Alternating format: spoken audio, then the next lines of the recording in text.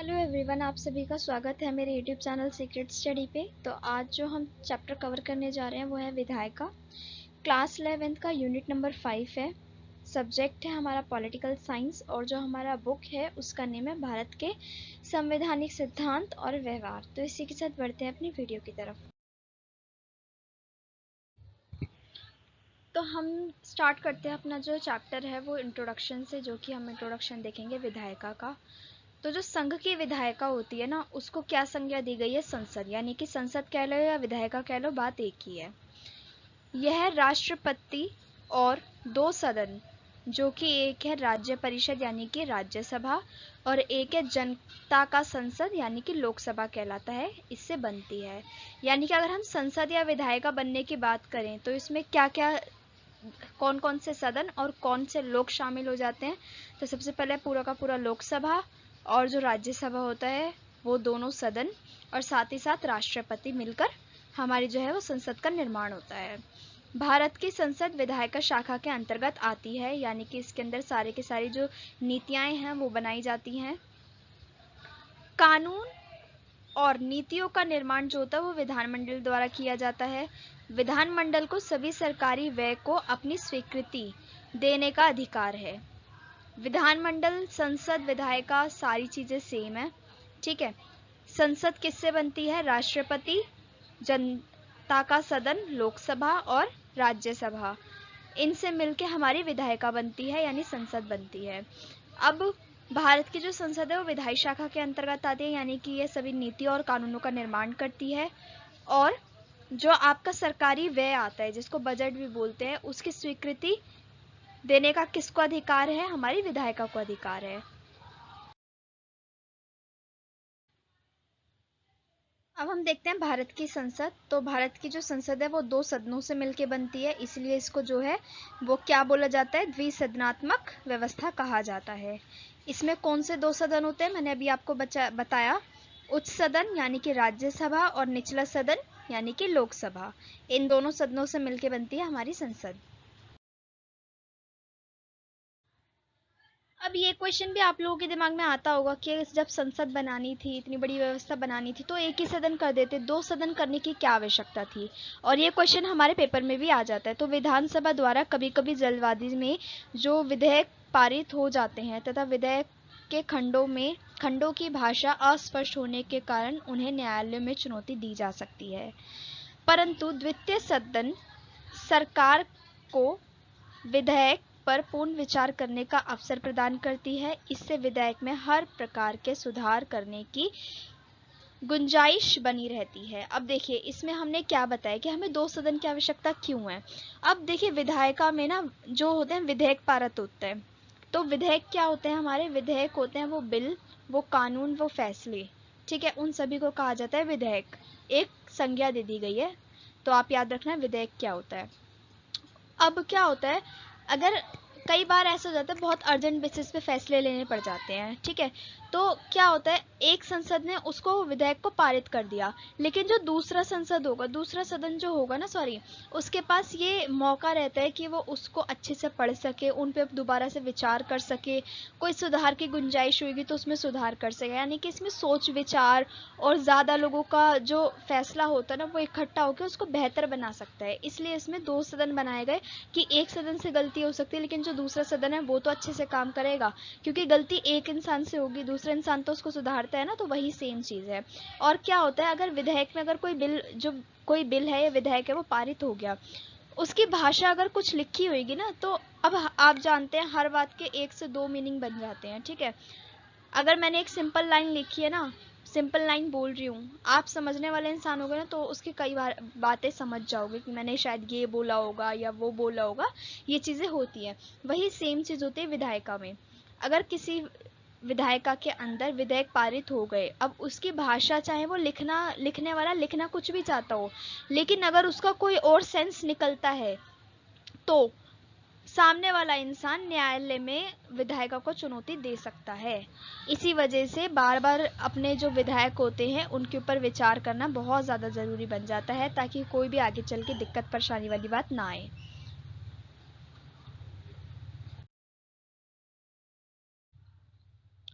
अब हम देखेंगे सबसे मेन संसद के कार्य। संसद का जो मुख्य कार्य व्यवस्था को पारदर्शी और शांतिपूर्ण तरीके से चलाने के लिए कानून और नियमों का निर्माण करना है।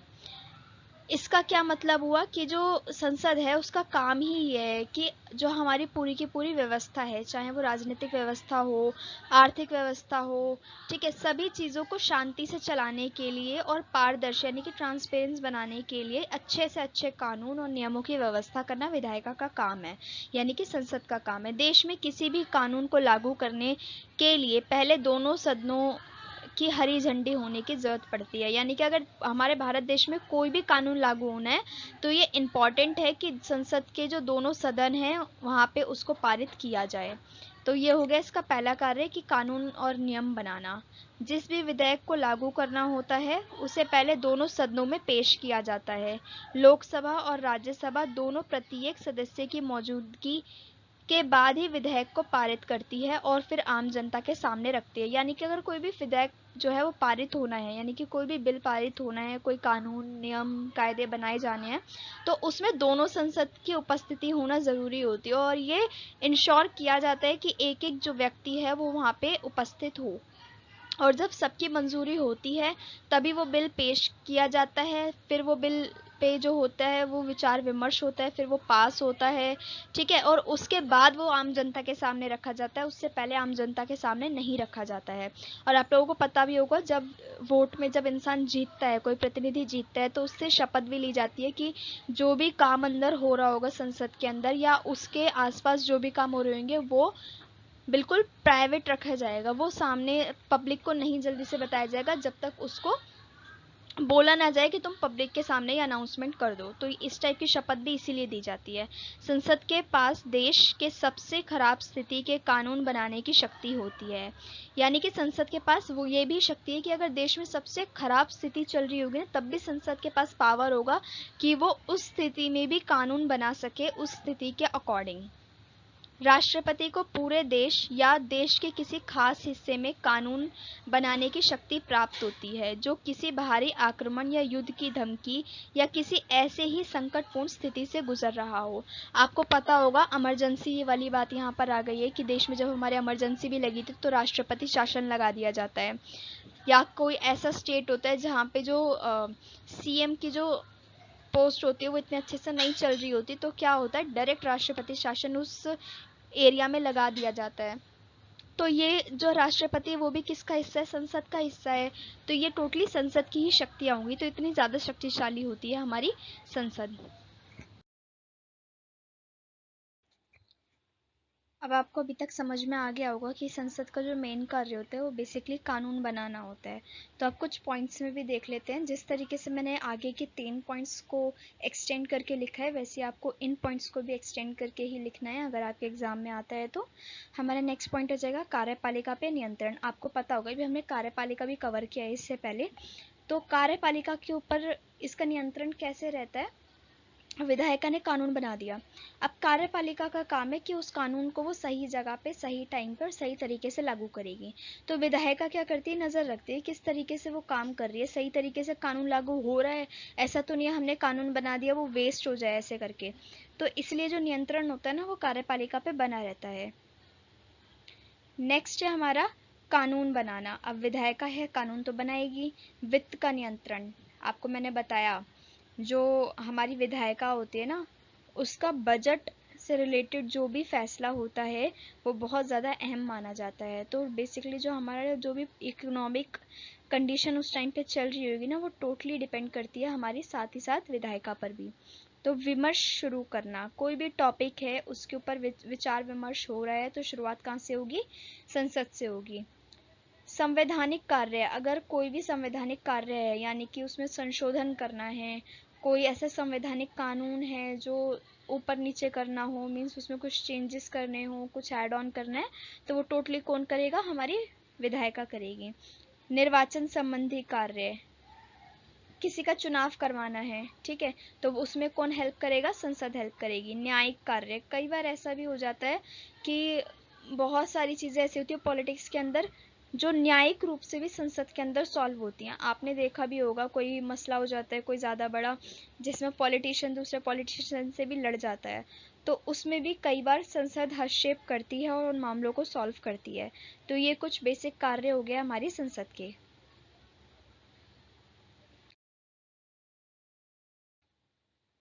अब हम जानेंगे राज्यसभा के बारे में। यह उच्च सदन है और द्वितीय सदन है, यानी कि इसको उच्च सदन भी कहते हैं और द्वितीय सदन भी कहते हैं। और ये भारत संघ के राज्यों और केंद्र शासित प्रदेशों का प्रतिनिधित्व करती है, यानी कि बेसिकली किसके लिए काम करती है, हमारे राज्यों के लिए और केंद्र शासित प्रदेशों के लिए। राज्यसभा को संसद की स्थायी सदन भी कहा जाता है, क्योंकि ये कभी भी पूरी तरीके से भंग नहीं किया जा सकता है। जबकि हमारी जो लोकसभा है उसको भंग किया जा सकता है, लेकिन राज्यसभा को भंग नहीं किया जा सकता, इसलिए इसको स्थायी सदन भी कहा जाता है। भारतीय संविधान की अनुसूची 4 राज्यों और केंद्र शासित देशों के लिए राज्यसभा की सीटों का आवंटन करती है। अब इसकी संरचना किस टाइप की है ये देख लेते हैं। राज्यसभा सदस्यों की जो अधिकतम संख्या होती है वो कितनी होती है, 250 होती है, जिसमें से जो आपके 238 कैंडिडेट जो होते हैं वो राज्यों और केंद्र शासित प्रदेशों के प्रतिनिधि होते हैं, जो कि अप्रत्यक्ष रूप से चुने जाते हैं। ठीक है। और जो बाकी के जो 12 सदस्य बचते हैं वो कहाँ से आते हैं, राष्ट्रपति द्वारा इनको नामित किया जाता है, यानी कि राष्ट्रपति इनको चुनता है। तो आपको यहाँ से इनकी संरचना समझ में आ गई। वर्तमान में जो राज्यसभा है उसमें 245 सदस्य हैं, जिसमें से 229 जो सदस्य हैं वो राज्यसभा के प्रतिनिधित्व करते हैं और 4 जो सदस्य हैं वो केंद्र शासित प्रदेशों का प्रतिनिधित्व करते हैं। साथ ही जो 12 सदस्य हैं वो राष्ट्रपति द्वारा नामित किए गए हैं। तो यहाँ से हमारा जो है इंट्रोडक्शन राज्यसभा का और संरचना यहाँ से हम कवर कर लेते हैं।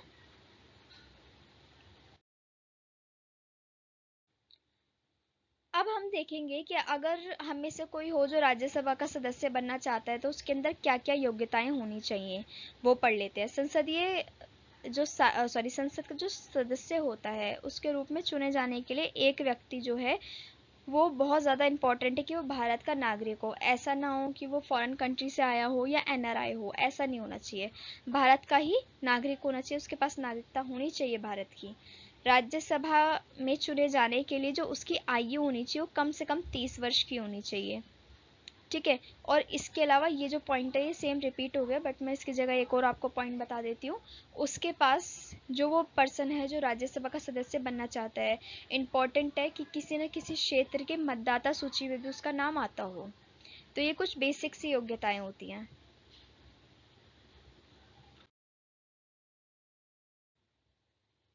अब हम देखेंगे राज्यसभा की शक्तियां। अब आपसे ना ज्यादातर ऐसे यूनिट्स में ना सिर्फ शक्तियां ही ज्यादातर पूछी जाती हैं, तो आप थोड़ा सा शक्तियों पे ज्यादा अच्छे से ध्यान दीजिएगा। राज्यसभा लोकसभा के साथ मिलकर कानून बनाती है। अब आपको पता होगा जब संसद कानून बनाती है तो मैंने आपको बताया संसद का एक सदन और दूसरे सदन दोनों मिलकर कानून बनाते हैं, तो ये तो हमारा पॉइंट जो है वो हमें पता था।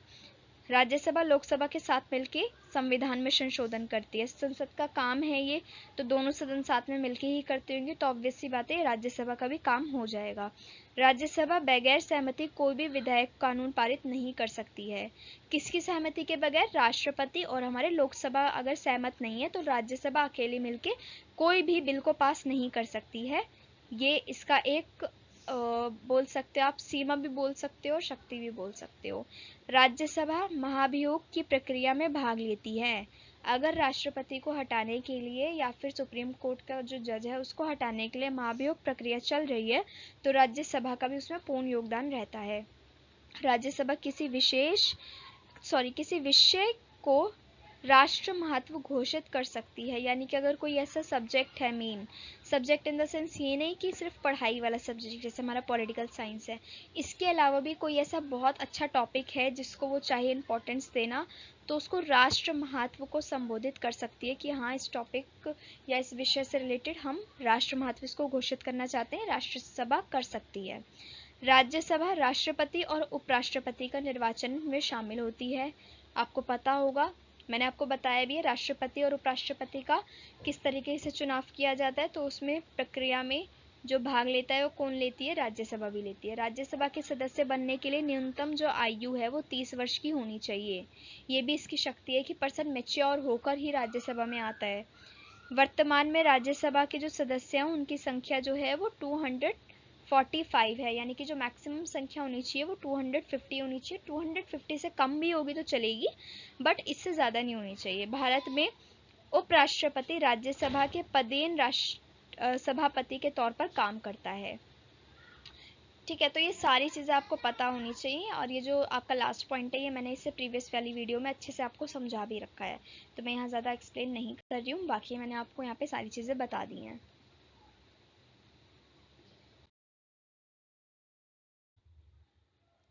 अब जिस तरीके से हमने संसद को और राज्यसभा को कवर कर लिया, अब हम देख लेंगे एक बार लोकसभा भी।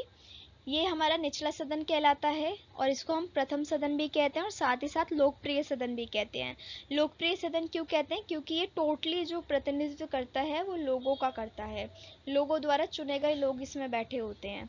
संरचना किस प्रकार की रहती है? लोकसभा सदस्यों की जो अधिकतम संख्या होती है वो 550 होती है, जिसमें से 530 सदस्य जो होते हैं वो राज्यों के होते हैं।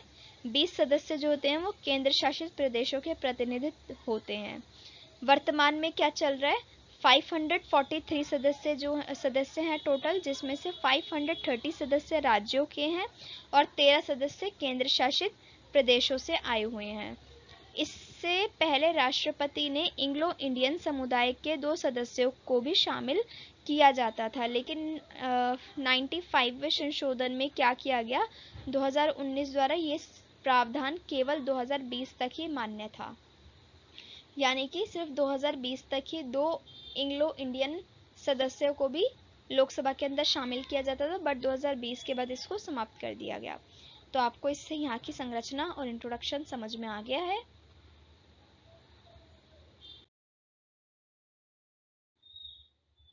अब जैसे कई लोग राज्यसभा में जाना चाहते हैं, वैसे ही कई लोग लोकसभा में भी जाना चाहते होंगे। तो लोकसभा में जाने के लिए हमें क्या क्या चाहिए? 25 वर्ष, कम से कम 25 वर्ष की हमें आयु चाहिए। स्वस्थ व्यक्ति होना चाहिए, मानसिक रूप से वो बीमार नहीं होना चाहिए, अपराधी नहीं होना चाहिए, ठीक है, कोई भी उसके ऊपर केस ना चल रहा हो, भारत के किसी भी निर्वाचन क्षेत्र में उसका मतदान होना ज़रूरी है, और सबसे इम्पोर्टेंट भारत का नागरिक होना ज़रूरी है। तो बहुत सिंपल सी चीज़ें अगर हम बनना चाहते हैं तो।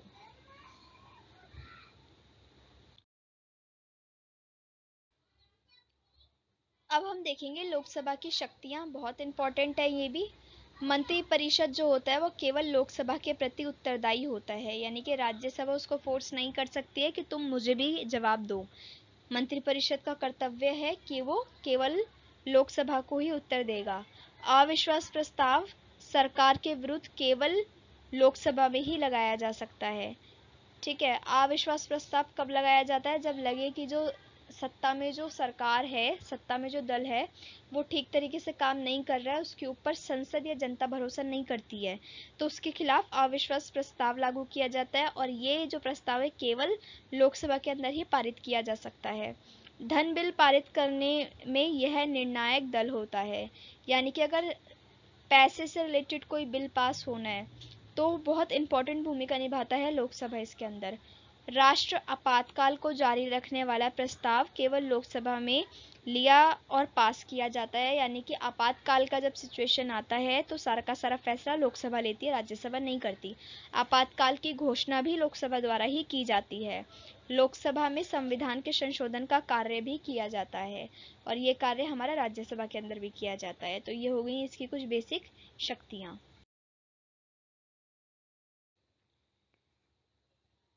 अब इतनी देर से हम बिल विधेयक बात कर रहे थे, अब देख लेते हैं विधेयक होता क्या है।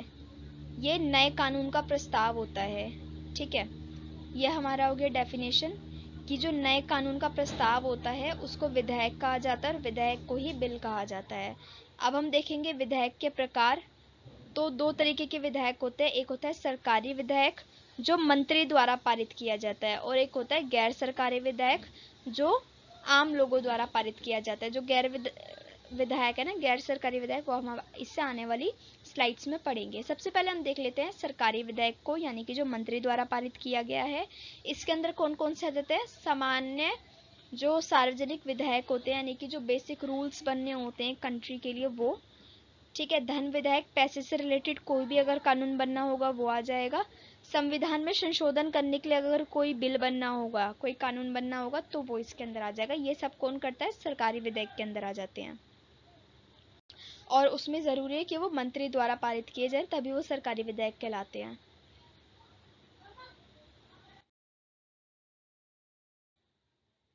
अब हम देखते हैं कि गैर सरकारी विधेयक कौन से होते हैं। तो गैर सरकारी विधेयक वो होते हैं जो संसद के किसी ऐसे सदस्य द्वारा पारित किया जाता है जो निर्वाचित नहीं है, किंतु भारत के राष्ट्रपति द्वारा नामित है। ठीक है, यानी कि वो सदस्य जो राष्ट्रपति नामित करता है ना, हमने भी पढ़े, वो वाले सदस्य अगर कोई प्रस्ताव रखते हैं तो उनको गैर सरकारी विधेयक कहा जाता है। उसके अंदर आपका सामान्य विधेयक भी आ जाता है और आपका जो संविधान के संशोधन के रिलेटेड विधेयक है वो भी आ जाता है। अब हम देखेंगे संसदीय समितियां। देखो, संसद में हमारा लोकसभा, राज्यसभा और जो राष्ट्रपति हैं वो तो अहम भूमिका निभाते ही हैं, लेकिन संसद को सपोर्ट करने के लिए कुछ समितियां भी निर्माण की गई हैं। अब हम देख लेंगे उनके बारे में। संसद की जो समितियां होती हैं, संसदों का एक पैनल कहा जाता है, जिसे सदन द्वारा नियुक्त या निर्वाचित किया जाता है या अध्यक्ष सभापति द्वारा नामित किया जाता है। यानी कि जो समितियों का निर्माण करता है वो कौन करता है? या तो खुद कोई सदन करेगा उसका निर्माण, ठीक है, या फिर हो सकता है कि जो अध्यक्ष है लोकसभा का वो, या जो राज्यसभा का जो सभापति है उसके द्वारा नामित किया जाए। तो इनका निर्माण ऐसे हो जाता है। समिति अध्यक्ष या जो हमारा सभापति है के निर्देशन में कार्य करती है और यह अपनी रिपोर्ट सदन या अध्यक्ष या फिर सभापति को प्रस्तुत करती है। अब इसकी आवश्यकता क्या होती है ये भी देख लेते हैं। विधायी कार्य शुरू करने के लिए संसद के किसी भी सदन में एक विधेयक प्रस्तुत किया जाता है, लेकिन कानून बनाने की प्रक्रिया अक्सर जटिल होती है तथा संसद के पास विस्तृत चर्चा के लिए सीमित समय होता है। साथ ही राजनीतिक ध्रुवीकरण और चर्चा हेतु सामंजस्य का अभाव संसद में तेजी से विश्वेशपूर्ण और अधिनिर्णायक बहसों का जन्म देता है। यानी कि इसका बेसिक मतलब हमारा यही हो जाता है कि इसकी आवश्यकता हमें इसलिए हो जाती है क्योंकि देखो, संसद में बहुत सारे लोग हैं। अब वो संसद हैं तो उनके पास इतना टाइम नहीं है कि वो सिर्फ और सिर्फ बैठ के बात ही करें, विचार विमर्श ही करें, उनको इम्प्लीमेंट भी तो करने हैं वो सारी की सारी चीज़ें, तो इतना टाइम नहीं होता। इसलिए समितियां बना दी जाती हैं कि अगर कोई विधेयक पारित हो रहा है, हम उसमें हाँ ना का जवाब देंगे, लेकिन हमारे पीछे आप इस पे काम करो कि ये सही भी है या नहीं है। अगर आप हमें मशवरा दोगे कि ये ठीक है, तब हम इसको प्रस्तुत करेंगे आगे। सेम काम होता है समितियों का भी। समिति अगर बोलती है कि फैसला करेक्ट है, आप हाँ कर दो, तो जो संसद होते हैं वो हाँ कर देते हैं। अगर समिति बोल दे गलत है तो संसद मना कर देते हैं।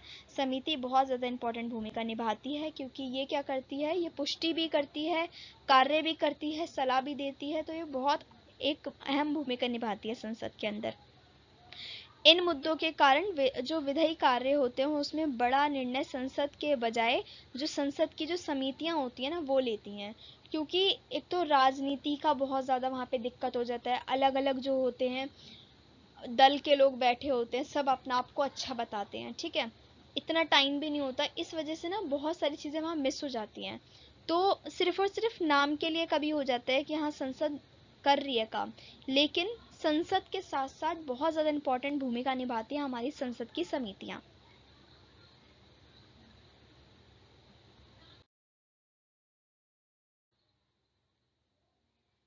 अब इतनी अच्छी अच्छी समितियां बनी हैं तो उसमें एक इम्पॉर्टेंट समिति आ जाती है हमारी वित्तीय समिति, क्योंकि पैसे से रिलेटेड कहीं पर भी आप देखोगे ना, चाहे वो संसद के अंदर हो, इंटरनेशनल लेवल पे देख लो, नेशनल लेवल पे देख लो, या आप अपने घरों में देख लो, हर जगह पैसा बहुत ज़्यादा इंपॉर्टेंट है आज की डेट में। इसलिए वित्तीय समितियां भी बनाई गई हैं। लेख लेखा समिति, लेख लेखा समिति एक बहुत इंपॉर्टेंट समिति है। किसी को जानना हो लेख लेखा समिति के रिगार्डिंग ज़्यादा, तो आप मेरे यूट्यूब चैनल पे एक वीडियो है जो कि मैंने बीए प्रोग्राम के बच्चों के लिए बनाई थी, जिसके अंदर मैंने लोक लेखा समिति का बिल्कुल अच्छे से डिटेल में वहाँ पे मैंने सारी चीज़ें एक्सप्लेन करी हैं।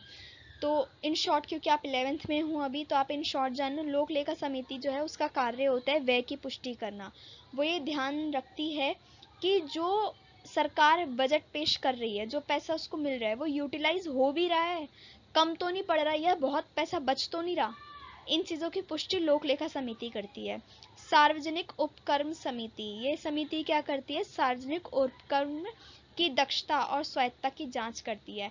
यानी कि ये देखती है कि जो फैक्ट्री लग रही है, ठीक है, जो एग्रीकल्चर हो रहा है वो सही तरीके से हो भी रहा है, उसकी जो अंदर की क्वालिटी है वो अच्छी है या नहीं है, उसमें लॉस तो नहीं हो रहा है, ये सारी चीज़ें हमारी सार्वजनिक उपक्रम समिति देखती है। अनुमान समिति है हमारी थर्ड समिति, इसके अंदर क्या होता है, व्यापारिक संगठनों और अर्थव्यवस्था से रिलेटेड जो रिपोर्टें हैं वो पेश की जाती हैं, सुधार के प्रस्ताव पेश किए जाते हैं। तो ये हमारी कौन सी होगी, 3 वित्तीय समिति हमने यहाँ पे पढ़ ली।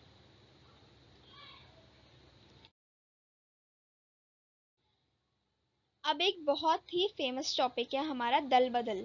दल बदल आपने न्यूज़ में बहुत बार सुना होगा, जिस वक्त चुनाव हो रहे होते हैं उस वक्त तो बहुत ज़्यादा चलता है ये वर्ड कि दल बदल लिया, दल बदल लिया, दल बदल लिया। अब ये होता क्या है, किसी विधायक या संसद का किसी दल से टिकट पर निर्वाचन होकर उसे छोड़ देना और अन्य दल में शामिल हो जाना दल बदल कहलाता है।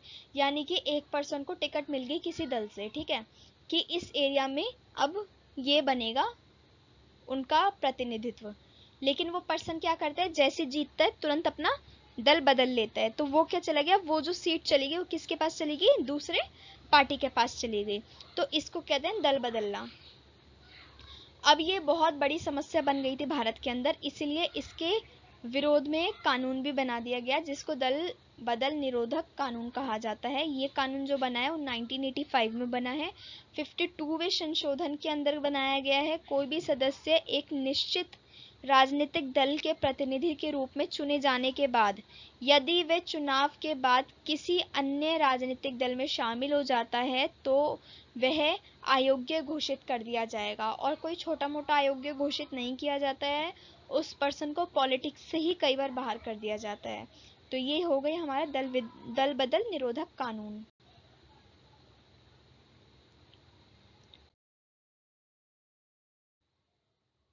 तो इसी के साथ हमने ये चैप्टर जो है वो कवर कर लिया है। आपको कोई डाउट होगा आप मुझसे बेझिझक कमेंट में पूछ सकते हैं। उसके अलावा कोई सजेशन होगा तो आप मुझे कमेंट बॉक्स में कमेंट करके बता सकते हैं। मेरे चैनल को सब्सक्राइब कीजिए ज़्यादा से ज़्यादा, ठीक है। उसके अलावा अपने सभी फ्रेंड्स के साथ शेयर कीजिए, और अगर आपको वीडियो लगा होगा कि वो आपके लिए हेल्पफुल है तो आप इसको लाइक कीजिएगा। Thanks for watching my video, bye.